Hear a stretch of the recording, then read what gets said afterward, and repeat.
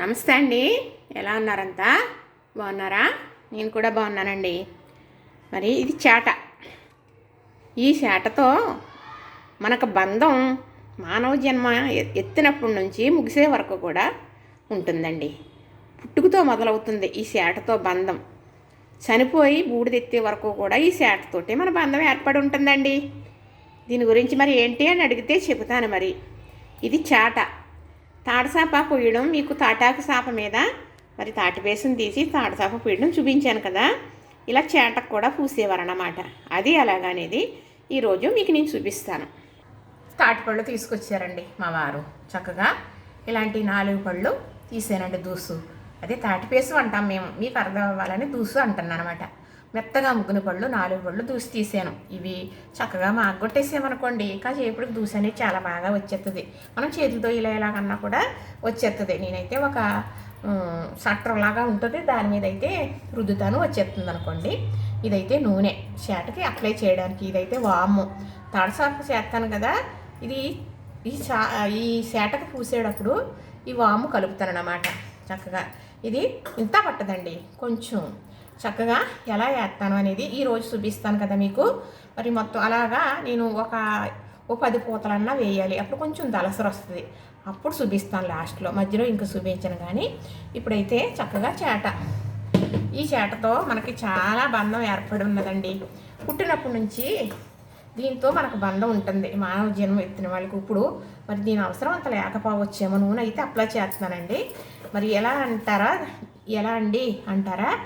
మరి ఇదివరకు అయితే మంత్రస్థానంలో పురుడు పోసేవారనమాట. అప్పుడు ఈ పురుడు వస్తుంది, ఇంకా బేబీ బయటకు వస్తుందనగా ఈ చేటలో ధాన్యం పోసి దానిపైన దలసరగా బట్టేసి రెడీగా ఉంచేవారు. బేబీ బయటకు వస్తుండగా తీసి ఈ చేటలో ధాన్యం మీద పడుకోబెడతారు. పొత్తుల్లోని పెట్టాలి అని అంటారన్నమాట. పడుకోబెట్టి అప్పుడు తీస్తారన్నమాట. తెలుసా మరి? అప్పుడు మామూలుగా తీసుకుంటారు. ఒక 5 నిమిషాలన్నా అలాగా ఆ ధాన్యంలో చేట మీద ఉంచుతారు. ఈ చేట అప్పుడు ఇలా తాటసాపుతున్నానా పప్పులు చెరుక్కుంటామా, మరి దాన్ని రాసులు ఉన్నాయంటే చేటలే రండి. చేటను కూడా పూజిస్తారనమాట.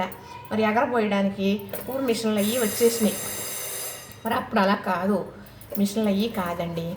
మరి చక్కగా ఈ చేటలతో మరి చెరిగిపోరు, ఎగరపోసిపోరు, విసిరిపోరు చాలానండి. ఇప్పుడు ఇది కొత్త చేట కదా, కొంచెం గీసుకుంటాయి. ఈ చేట ఎలా వచ్చింది మీకు అనుకుంటారా? మా పెద్ద బాబాయ్ గారు అమ్మాయి, మా అక్క 20 అక్క చనిపోయింది. అప్పుడు వెళ్తే ముషాడు ఇస్తారండి. అప్పుడు తప్పనిసరిగా ఈ చేట తెచ్చుకుంటాం అన్నమాట. తెచ్చుకుని ఇలా వాడుకోవాలి. అప్పుడు వారు మళ్ళా జన్మలో పునిసాలుగా వెళ్ళిపోతారంట. ఇలాంటి రోజు నాకు కూడా రావాలని ఈ పునిసార్లు వాడుకుంటారండి. నూనె అయితే చక్కగా అప్లై చేసేసాను కదా. మరి ఇలా నూనె రాయడం వల్ల మనం తాటసాపు పోతాను కదా ఈరోజు. అప్పుడు ఏమవుతుంది అంటే మనం తీసినప్పుడు ఈజీగా వచ్చేస్తుంది అనమాట. ఈ నూనె వదిలేస్తుంది అనమాట చక్కగా. ఇప్పుడు నూనె రాసేసాను కదా, అంటే ఇలా జాగ్రత్తగా అంటున్నానండి. పేళ్ళు ఉంటాయి, గుచ్చుకుంటాయి, ఇలాగా వస్తాయి. ఎక్కడికి కూడా నేను చాలా మట్టికి ఇలాగా లాగేసి తీసేసాను. అయినా కూడా అక్కడక్కడ ఉన్నాయి చూసారా, నూనె రాసినప్పుడు బయటకు వచ్చినాయి అన్నమాట. అంతేనండి. ఇప్పుడు నూనె అప్లై చేసేసాను కదా. ఇప్పుడు దీనికి మనం తాటిపేసు అప్లై చేసుకుందాం. ఇప్పుడైతే మరి ఇలాగా గిన్నెలో కొంచెం వేసుకున్నాను. ఇప్పుడు వామ్ వేస్తున్నానండి. ఈ వామ్ వేయడం వల్ల మనకి అరుగుదలకి మంచి బాగుంటుంది. తాటిపేసు అనేది కొంచెం మందం, కొంతమంది అరగదంటారు, తేనిపు వస్తుంది అంటారు, అయినా తినాలి. కాబట్టి ఇది వామ్ వేసేమనుకోండి సులువుగా అరుగుతుందని. మరి రుచి కూడా చాలా బాగుంటుంది, మంచి స్మెల్ కూడా వస్తుంది. వామ్ అనేది మంచి ఆరోగ్యమే కదా. ఇప్పుడు ఇది చక్కగా ఇలా కలిపేసి చేటకు అప్లై చేసేస్తానండి. ఎండ ఎక్కడుంటే అక్కడ మార్చుకుంటూ ఉంటే ఎండిపోతుంది సాయంత్రంకి. మళ్ళీ రేపు వేయచ్చు. మళ్ళీ నేను ఇప్పుడు వేసాను కదా వాము, మళ్ళీ లాస్ట్ని ఇంక వేయను అన్నప్పుడు వేస్తానండి.